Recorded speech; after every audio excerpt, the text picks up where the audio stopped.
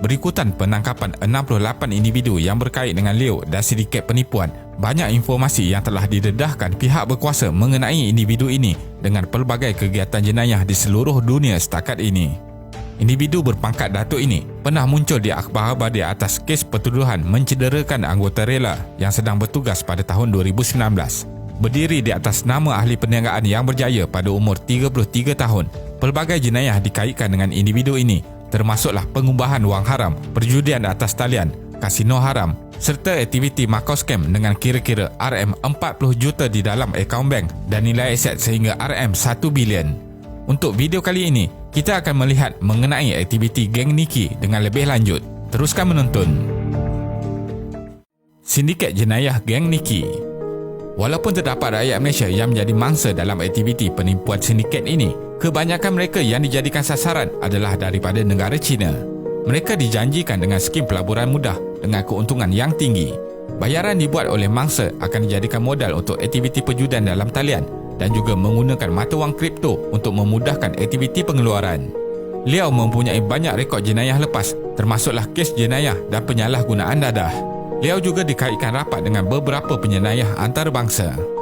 Seorang usahawan dari China bernama Zhang Jiang dikaitkan sebagai seorang mentor kepada Liao adalah penjenayah komersial yang menjalankan skim cepat kaya. Zhang Jiang dikehendaki di beberapa buah negara dan ditangkap di Indonesia sebelum dihantar balik dan dipenjarakan di China sejak tahun 2017. Liao juga dikaitkan dengan seorang ketua geng jenayah Macau iaitu Wan Kok Koi atau dikenali dengan gelaran Broken Tooth. Dia telah dipenjarakan selama 14 tahun dan dibebaskan pada tahun 2012. Penjenayah ketiga yang dikaitkan dengan Liao ialah seorang tauke dadah Asia bernama Si Chi Lop. Si menjadi most wanted man in Asia dan telah ditangkap pada Januari 2021 di Belanda setelah operasi bersama 20 agensi penguatkuasa dunia diketuai oleh polis Australia. Bagaimana sindiket geng Niki boleh tertangkap? Datuk Seri Niki Leo Son Hee sekarang ini diletakkan sebagai individu yang dikehendaki dan masih diburu. Menurut laporan berita, Ketua Polis Johor Datuk Ayub Khan menyatakan Leo telah aktif dalam aktiviti jenayah sejak tahun 2014 dan berjaya mengelak dari pihak berkuasa kerana telah merasuah ramai penjawat awam. Operasi haram ini mula dibongkar apabila terdapat beberapa individu yang membuat laporan mengenai sindiket penjualan telefon bimbit. Polis Johor membuka kertas siasatan pada awal tahun ini selepas mendapat laporan penjualan telefon bimbit palsu yang bernilai RM1,500 di Pontian. Wang yang dibayar dalam bentuk tunai semasa berurusan dimasukkan ke dalam akaun seorang keldai, Mule, yang dikawal oleh sindiket.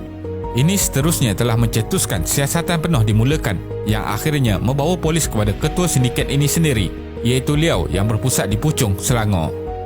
Operasi Pelikan 3.0. Ketua Polis Negara Tan Sri Abdul Hamid Bado memberitahu media bahawa Polis Johor telah melancarkan satu operasi tergempar yang dinamakan Operasi Pelikan 3.0 selama 8 hari bermula 20 Mac 2021. Ia meliputi 70 serbuan polis yang disertai oleh 220 anggota di seluruh negara. Ini berikutan maklumat yang diperolehi oleh siasatan dari Unit Siasatan Jenayah Komersial Johor pada pertengahan Januari 2021. Operasi dijalankan untuk menangkap Liao yang juga pengasas kepada sebuah syarikat Winner Dynasty Group yang berpusat di Setiawak, Puchong. Namun, Niki Leo berjaya melarikan diri lebih awal disebabkan mendapat maklumat awal atas serbuan yang akan dilakukan dan memindahkan sejumlah wang ke akaun antarabangsa. Maklumat dipercayai dibocorkan oleh anggota polis sendiri. Seramai 68 individu telah ditangkap termasuk individu yang berpangkat Datuk dan Datuk Seri, termasuklah dua adik kepada Liao sendiri. Sebanyak sekitar RM773,145 jumlah wang tunai dirampas bersama kenderaan mewah bernilai RM6.67 juta. Polis juga menahan 34 individu dari agensi penguatkuasa undang-undang dan kerajaan yang bersubahat dengan Liao. Siasatan polis mendapati seorang bekas pendakwa raya awam juga terlibat sebagai orang penting yang dibayar supaya Liao dapat mengelak kegiatan haramnya berada di bawah radar agensi polis, bank negara atau lembaga hasil dalam negeri untuk aktiviti pengubahan wang haram dan mengelakkan cukai. Kesimpulannya, pada waktu ini, nama Datuk Seri Niki Leo Son Hee sudah dihantar kepada International Criminal Police Organisation (Interpol).